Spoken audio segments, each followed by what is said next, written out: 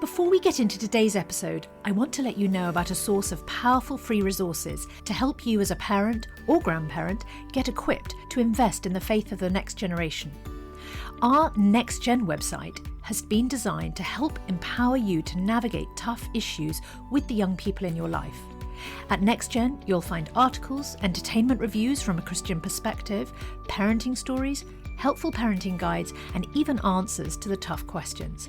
All these resources are free as you engage on the front line of raising the next generation for Jesus. So why not register today at premierinsight.org/resources to receive free resources from NextGen. That's premierinsight.org/resources. And now it's time for today's podcast.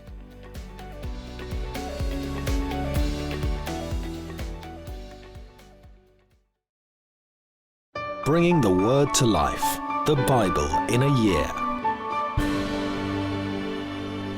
Deuteronomy chapter 33. This is the blessing that Moses the man of God pronounced on the Israelites before his death.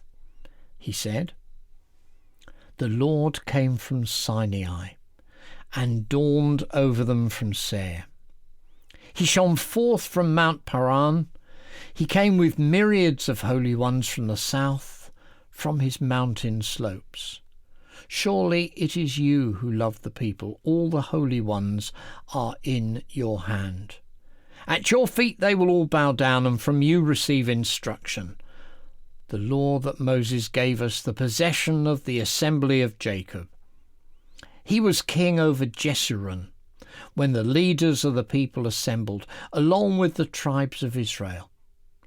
Let Reuben live and not die, nor his people be few."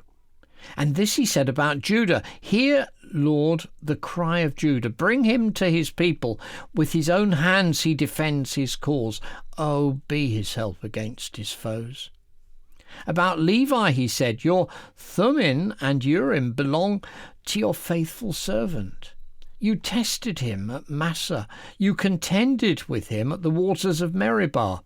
He said of his father and mother, 'I have no regard for them.' He did not recognize his brothers or acknowledge his own children, but he watched over your word and guarded your covenant. He teaches your precepts to Jacob and your law to Israel. He offers incense before you and whole burnt offerings on your altar. Bless all his skills, Lord, and be pleased with the work of his hands. Strike down those who rise against him, his foes, till they rise no more." About Benjamin he said, "Let the beloved of the Lord rest secure in him, for he shields him all day long, and the one the Lord loves rests between his shoulders." About Joseph he said, "May the Lord bless his land with the precious dew from heaven above, and with the deep waters that lie below. With the best the sun brings forth, and the finest the moon can yield. With the choicest gifts of the ancient mountains and the fruitfulness of the everlasting hills. With the best gifts of the earth and its fullness are the favour of him who dwelt in the burning bush. Let all these rest on the head of Joseph, on the brow of the prince among his brothers. In majesty he is like a firstborn bull. His horns are the horns of a wild ox. With them he will gore the nations, even those at the ends of the earth. Such are the 10,000s of Ephraim, such are the thousands of Manasseh." About Zebulun he said, "Rejoice, Zebulun, in your going out, and you, Issachar, in your tents. They will summon peoples to the mountain, and there offer the sacrifices of the righteous. They will feast on the abundance of the seas, on the treasures hidden in the sand." About Gad he said, "Blessed is he who enlarges Gad's domain. Gad lives there like a lion, tearing at arm or head. He chose the best land for himself. The leader's portion was kept for him. When the heads of the people assembled, he carried out the Lord's righteous will and his judgments concerning Israel." About Dan he said, "Dan is a lion's cub, springing out of Bashan. about Naphtali, he said, Naphtali is abounding with the favour of the Lord and is full of his blessing. He will inherit southward to the lake. About Asher, he said, most blessed of sons is Asher. Let him be favoured by his brothers, and let him bathe his feet in oil. The bolts of your gates will be iron and bronze, and your strength will equal your days. There is no one like the God of Jeshurun, who rides across the heavens to help you, or on the clouds in his majesty. The eternal God is your refuge, and underneath are the everlasting arms. He will drive out your enemies before you, saying, destroy them. So Israel will live in safety.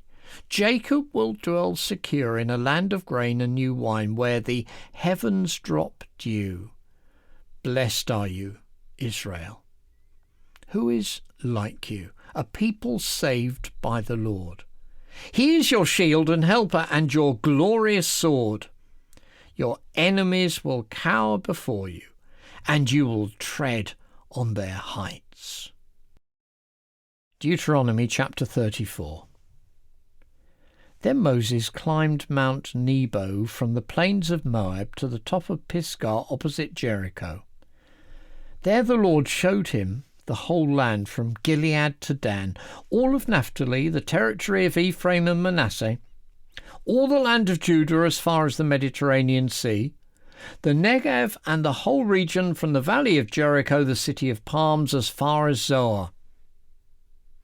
Then the Lord said to him, This is the land I promised on oath to Abraham, Isaac and Jacob when I said, I will give it to your descendants. I have let you see it with your eyes, but you will not cross over into it. And Moses, the servant of the Lord, died there in Moab, as the Lord had said. He buried him in Moab, in the valley opposite Beth Peor. But to this day no one knows where his grave is. Moses was 120 years old when he died, yet his eyes were not weak, nor his strength gone. The Israelites grieved for Moses in the plains of Moab 30 days, until the time of weeping and mourning was over. Now Joshua, son of Nun, was filled with the spirit of wisdom, because Moses had laid his hands on him. So the Israelites listened to him and did what the Lord had commanded Moses. Since then, no prophet has risen in Israel like Moses, whom the Lord knew face to face, who did all those signs and wonders the Lord sent him to do in Egypt, to Pharaoh and to all his officials and to his whole land. For no one has ever shown the mighty power or performed the awesome deeds that Moses did in the sight of all Israel. Proverbs 17. Better a dry crust with peace and quiet than a house full of feasting with strife. A prudent servant will rule over a disgraceful son and will share in the inheritance as one of the family. The crucible for silver and the furnace for gold, but the Lord tests with the heart. A wicked person listens to deceitful lips. A liar pays attention to a destructive tongue. Whoever mocks the poor shows contempt for their Maker. Whoever gloats over disaster will not go unpunished. Children's children are a crown to the aged, and the parents are the pride of their children. Eloquent lips are unsuited to a godless fool. How much worse lying lips to a ruler? A bribe is seen as a charm by the one who gives it. They think success will come at every turn. Whoever would foster love covers over an offence, but whoever repeats the matter separates close friends. A rebuke impresses a discerning person more than 100 lashes a fool. Evildoers foster rebellion against God. The messenger of death will be sent against them. Better to meet a bear robbed of her cubs than a fool bent in folly. Evil will never leave the house of one who pays back evil for good. Starting a quarrel is like breaching a dam, so drop the matter before a dispute breaks out. Acquitting the guilty and condemning the innocent, the Lord detests them both. Why should fools have money in hand to buy wisdom, when they're not able to understand it. A friend loves at all times, and a brother is born for a time of adversity.